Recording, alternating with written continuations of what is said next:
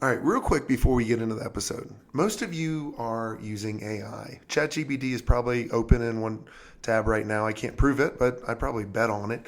And you're using AI, but building and using AI are two different things.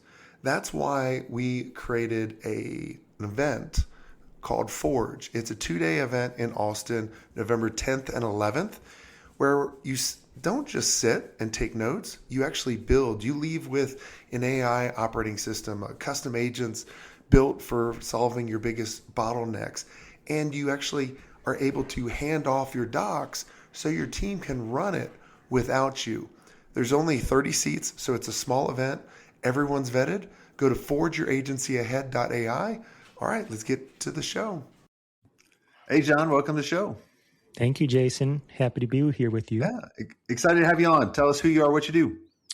Well, I am John Scheer. I am the co-founder and chief creative officer of a branding agency called Herman-Scheer.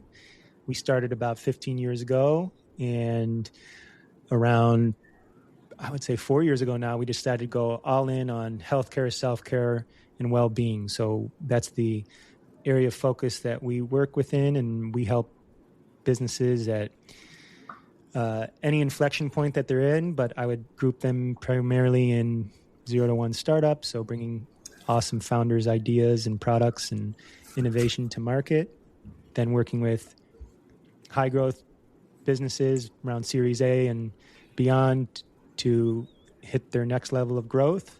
And then we'll work with enterprise legacy businesses to help them regain relevancy all through the lens of brand. So awesome. Yeah. And how'd you get started? Accident or? Just naive ambition. The Herman to my Scheer and I, his first name is Chapin. We went to school together. We had complementary skill sets. He was had a real entrepreneurial mindset, and we just taught each other a lot and hit it off. And I grew up outside of Cleveland, Ohio. He grew up in Santa Monica. And when we graduated, he wrote me a impassioned Facebook message that was something along the lines of, look, man, you don't want to live in Cleveland. You don't want to work for the man. Come stay on my couch. Let's figure something out. And so I packed up, came out to Santa Monica, lived on his couch, and we figured it out. Very cool. That's awesome. And how many years did it take in order to really get some momentum? Because when you first start, you know, like you said, you're living on a couch. You're starving artists almost. Yeah. I mean, we had a lot of different, it's a roller coaster. So we had a lot of different peaks and valleys. And early on, you know, we got our first $10,000 project and I thought we were made. Like it was it. Like I can retire. Yeah, it was incredible. And then we did all the work and, you know, didn't really know how to think about, you know, sales versus revenue versus profit and all that. And we were just kind of floating through on cash. And I don't know, we were having fun and we were just learning and building up a portfolio and eventually hiring people that were better at us at the execution of things. And I would say that the first, 8 years were him and I figuring out what not to do, getting our MBAs through experience. And around, I would say 2017-ish, we kind of took a step back and realized we had gotten kind of good at a lot of things, not great at any one thing. And making money was one of the things that we weren't great at. So we hit the reset button and kind of scaled way back down to just 3 of us. And with the help of our senior advisor at the time, he did a 360 review between us. And the kind of big aha moment was that we had been running the agency like a 2-headed monster for years, where he and I were inadvertently stepping on each other's toes.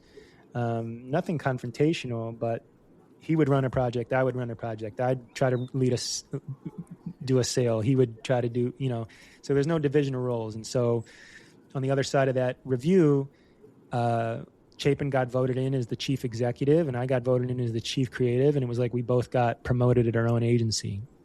And yeah, go ahead. No, I mean, tell me a little bit more about that. I mean, because when you start the agency, you're the operator, Right. right? And an operator is doing everything. There's really no rhyme or reason behind it. You're doing sales, operations, creative, dev, account management, retention. Like the agency just dominates your life. It really owns you. Yeah. And then, as you guys started kind of saying, hey, here's my strengths, here's my weaknesses, like you take this, you take that. What was that shift kind of like? Because you go through this identity shift almost. Was it a positive or was it a negative at first? It was a positive. I mean, lucky for us, it was super positive. Chapin has a very process-oriented mind. He is very goal-driven, and I'm, very inherently creative, and I love connecting with our clients on a more creative, spiritual wavelength, and he is really great at connecting with them on their what they're trying to set out to do and setting them up for success to work with us in that fashion. And so, the question was it good or not? It was great. Like I said, we both got promoted in our own agencies, and then our internal team knew who to go to for what. Our clients knew who to go to for what, and we both had, stayed out of each other's ways. When I was making creative decisions, he didn't say anything. And as he's set the ship for administrative and operational protocols, things like that, I trust him. And you also mentioned kind of up until that point, you guys weren't really kind of going down the profit track, weren't really that good of money. So how did that shift? Because it's, there's probably other things that you did that made you more profitable or got the business into a better point rather than just going, hey, here, you own this and you own this. What else was going on? We didn't have our lack of experience. We didn't have the financial acumen at the time to really understand what was happening from a true business mechanics perspective. Like I mentioned before, we were just kind of like looking at our bank account week to week and just crossing our fingers that we could make payroll and take some for ourselves. And so I think ultimately on the other side of that review, one of the other things that we decided to do was go all in on brand building and position ourselves as an agency of what are we actually doing here so that we can differentiate ourselves and become experts in something instead of just saying yes to any opportunistic thing that came across our desk. When you started, I think you said you have around 22 full-time people. Mm-hmm. What was the hardest thing when you started bringing on full-time people? The hardest thing? I think for Chapin and I, the hardest thing was knowing that a person wasn't right for the job and keeping them on way too long. Yeah, when I look back and I tell everybody in the mastermind, I'm like, look, man, if you look back at all your best employees and worst employees you've had, you know that within under a month. Right. But we hold on to them for like, hey, we put a month of effort into this person, so we already are invested. Let's put another month. And then we're like, we got 2 months. Right. And then it's 6 months, and then it's a year. And then, it just tells everybody else, yeah, we're fine with shit work, or we're fine with someone being cancerous in the business. And it just sends you on the wrong ship. How long did it take you to figure that part out? We always knew, but it was never the right time, or we needed said person to, we would rationalize things. And Chapin and I, I think the gift and the curse of being agency people is you are people. You like establishing relationships, and a lot of times we're close friends, or we wanted to maintain a relationship with the people that we brought on, and so it just made it difficult. So it really wasn't until we brought on our third partner 2.5 years ago, or almost less than 2 years ago, less than 2.5 years ago, that we really, like, she comes in now and she is, so fast forward to the origin story to today, you mentioned we got 20 or so people. We also brought on a third partner, and her name is Allison Servey. She's amazing. She came from a shared advisor of ours, and she's got 20 years of operational experience, insights work, big agency experience. And when after 2017 to 2023 or so, we hit another plateau of growth, and Chap and I looked at each other and said, we want more out of this. I don't think we've got it in us to get past this plateau that we've hit. And so our advisor introduced us to Allison. She came in. We were super honest about all the people, where the business was at, and she came in and just helped us manage people out and bring in amazing people from her network. And so that's a really long wind. I don't even remember the question anymore, Jason. I don't either. What around the third partner? Yeah. Right. Because it's always like, I started in the agency business by myself. Mm-hmm. And then I go through, like, with everybody going, man, there's a lot I don't know. Cause I started when I was 22. Yeah. And I was like, man, I got to find some older dude that has a little bit more experience.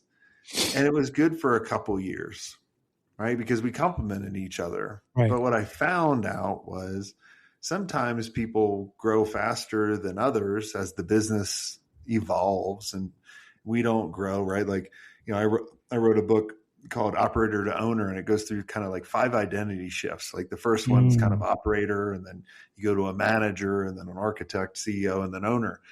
And people, their identities shift faster or slower. And a lot of times you have that kind of resentment toward the other person, or maybe they have it toward you if you're not growing as fast. Yeah. And so what were some of the other things that you looked at rather than bringing in a third partner?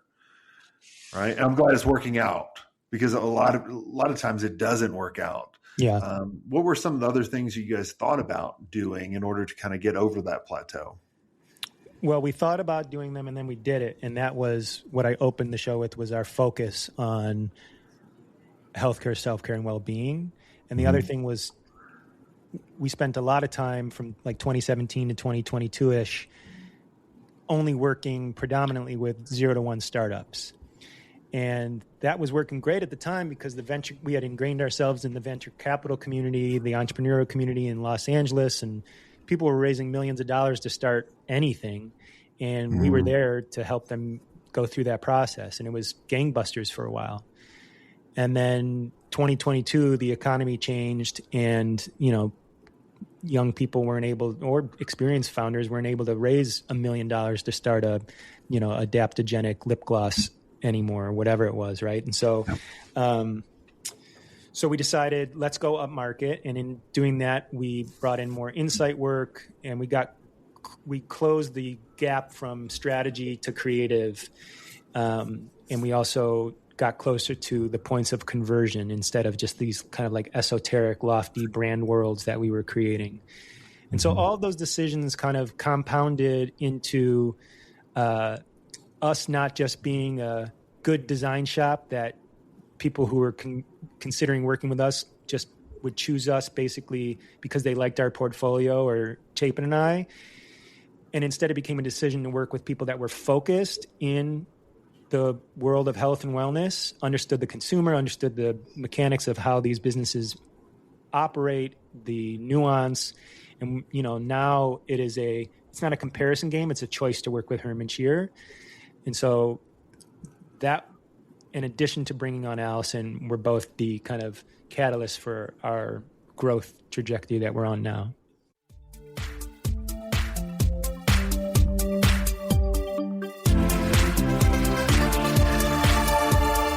Hi there, agency owners. Let me ask you, are you ready to scale your agency without increasing your overhead costs?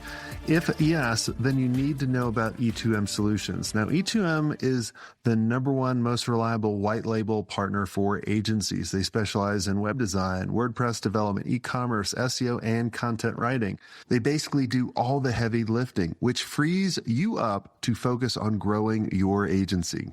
Now, here's the best part. E2M is just not another vendor. With over 10 years of experience, their team of over 300 experts has a track record of delivering for more than 300 agencies. They're your strategic partner. They deliver on time every time, so you can focus on what you do best. Now, E2M's mission is simple: to help 500 agencies increase their revenue and profit margins with white label services that actually work. And to help you get started, they're offering a special deal, 10% off for the first 3 months, but act fast because it's only a limited time offer. So head over to e2msolutions.com/smartagency to check out their transparent and their flexible pricing. Trust me, if you're ready to grow without burning out, E2M is the partner you've been looking for. That's e2msolutions.com/smartagency. Go check them out and tell them Jason Swank sent you.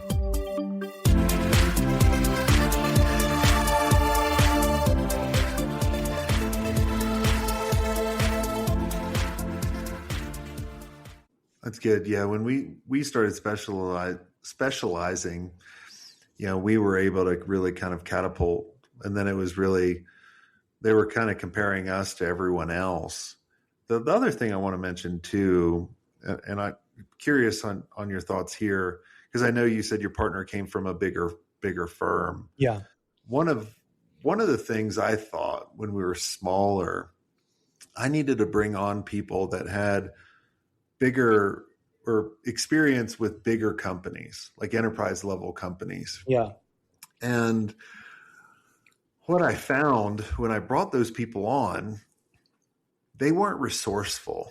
And it reminded me of the movie Office Space, right? Where it's kind of like, hey, I'm used to having a team of 10 to help me with my job. Like they had a whole team versus like how we operated as an agency is like there was many people wore many hats, and like no one would ever say, well, that's not my job.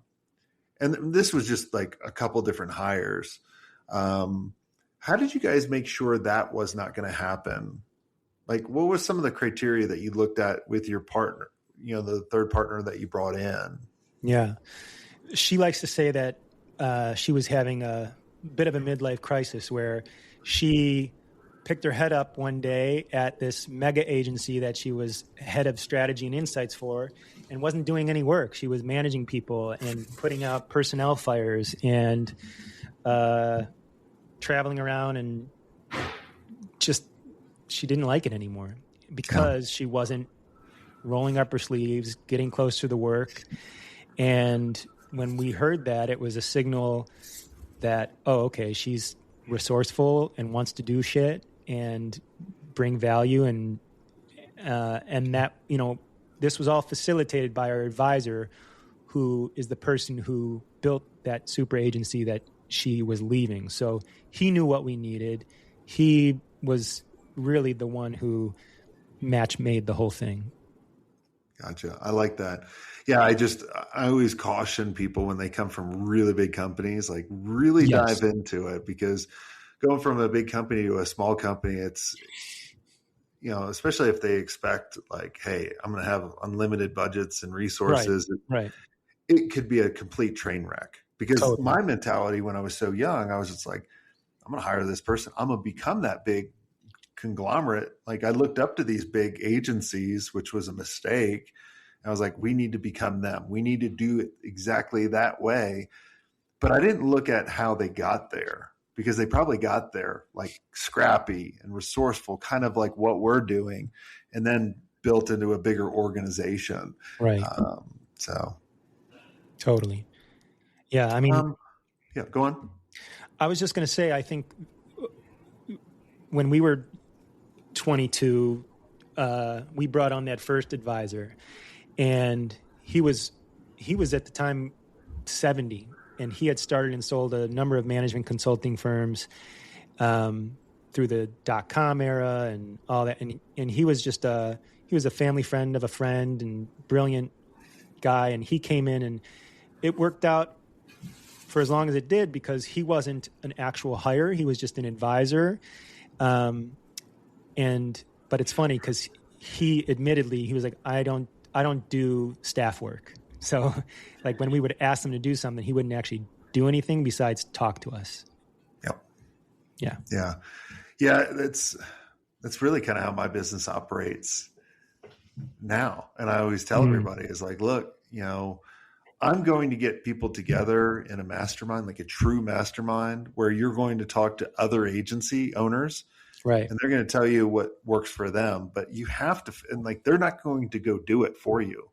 They're going to tell you exactly what works for them. And your job is to figure out what parts do you like, which parts do you not like, and then adapt that to your business, right? Like that's what we should all be doing, right? Like getting around people that are going through the same things or going through things currently, and then really trying to figure it out together, and that's what I've been doing for years and years, and realized, if I could have had this back when I first started, I wouldn't have had a partner. Because that was the sense of like, hey, I need to have someone to talk to help me make these decisions. Cause these decisions affect a lot of people. Right. And that weighed on me for a number of different years, being like, man, like there's a lot of people depending on me to make the right decision. So this boat navigates through all these icebergs that we have. Yeah, man. What's your point, since you're a creative? What's your point on AI, or what's your viewpoint of what AI is doing to your agency right now? Yeah. AI is a phenomenal tool. It is not a replacement. So what it has done, it has allowed people to get ideas out more efficiently. But when you rely on AI to get the idea, it's garbage usually, or it's just the average of the average, right? And it's really, if you scroll on Instagram for long enough or TikTok, you see these awesome reels and stories of people like one-shotting one prompt into something, and it's all bullshit. That's just marketing. Like when you actually start playing with the generative tools, it's a lot of work to get something that you would be truly proud of. It's exciting because it's cutting out so much work. It's like going from doing long division by hand to now having a TI-83 Plus or whatever. Yeah. And I'm impressed you know what that is. Yeah, I mean, I'm pushing 40. We had those. Yeah. Anyways, so our agency philosophy on AI is you got to put 10% great thinking, great prompt, great work into it. Let it do 80% of the lifting, and then you got to refine on the 10% out, and that, and revise there. So that's my perspective on it. Have you started seeing, we were talking about this in the mastermind yesterday, where one of the members came to the group and was like, hey, I'm doing this branding for this one company and then a website and a lot of other strategy work. They signed the deal, and one person in their company designed a logo in AI and said, hey, we're good with this. Just go on to the next. Have you seen any of that from your clients yet? No, thank God. But we are seeing a lot of people, like we always send out an onboarding form so that we can understand as much logistical things up front as possible. And some people just let their ChatGPT fill it out for them, don't read it, send it to us, and think it's good. And it's awful. So we now have in our contracts that they can't do that. Yeah. What I tell everybody is AI is, just like you said, amazing.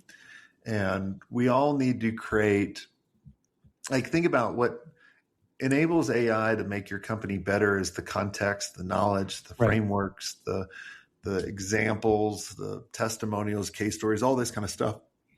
So I've been showing a lot of our members how to build their own AI operating system. that file structure with all that content that they can plug it up to, Claude can hook up to it, Codex, Gemini, Swank AI, whatever, like whatever new AI comes out, Right. whatever it is, Right. hook up anything to it, and it immediately knows and it trains itself to be able to remove a lot of, it's basically kind of downloading your agency brain or your brain to make your team better, rather than just trying to figure out what the best prompt is. It's just like, this is the default folder. Like everyone should be doing this. Like here's a default folder of the frameworks and all this kind of stuff. And then have it help you figure how to navigate and route all this different things. We start doing this, and the stuff that we've been able to produce as a company, as a team, has gone up. Like that's awesome. Gangbusters. It's crazy. Yeah. Yeah. There's so much, it helps you be way more efficient. But I think for some of the more junior folks, it can be detrimental because you start relying on it, or they have expectations that it's going to do something, or they'll ship you over something without reviewing it first. And it can just get sloppy fast and actually eat way more time than. Well, you have to have expertise in what you have it do for you. Right. Like, for example, I'll call out myself for really bad use case. Bookkeeper going through our books, really don't, it's easy books to do. I was like, I'm going to have cowork go do it. First month, perfect. Balanced the books. It was great. Second month, totally screwed it up. But I don't have an accounting background. I don't have a bookkeeping background. So I don't know I don't have any expertise to test that out. So I enabled it to go into QuickBooks and totally screw it up. Right. And it's kind of the same thing. Like you have to have a design background. Like when I was designing some websites a couple of weeks ago using AI, like that's my background. I'm a creative. I've been building websites for 30 years. Right. And so I know how to direct it. Right. But if I didn't, I'd have a front page looking website. Like if you remember front page, it was just junk. Right. Yeah. I think it has made, to some degree, it has made decent and good design a commodity, but anything that's actually breakthrough, interesting, and great, you still need people. Yeah. Well, yeah, that's the beauty about it. Like I think about a year ago when I was watching all those videos that you saw, I replaced my agency with this prompt. I was like, man, I was like, yeah, agencies are screwed. And then I started digging into it more. And I'm like, nah, man, there's always going to be a director. There's always going to be that middleman. And that's really what agencies are, is that middleman between the brand and what they want and their customer. Right. And is our job roles going to shift? Yeah. Like in 99, like there was no web designers or web developers until around the 90s, the late 90s. Right. Because before then there were print designers. Right. Right. Which I loved because it was very easy. It was like designed for one thing rather than all these different browsers that we had. Totally. Which was nice. Like you literally finish the design. You don't have to do coding or anything. It was awesome. I loved it.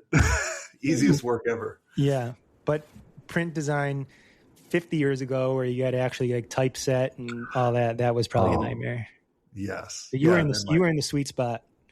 Yeah. Yeah. I mean, I was there when Photoshop came out, or my first one was Corel Draw I started using, and Dreamweaver. And yeah. I was designing in tables before CSS, which when CSS came out and I saw code from one of my designers at first with CSS, I go, what the hell is this shit? Yeah. Like, I still don't understand CSS. No, I tried and it's not for me. Yeah. I don't need to anymore. I was like, fuck it.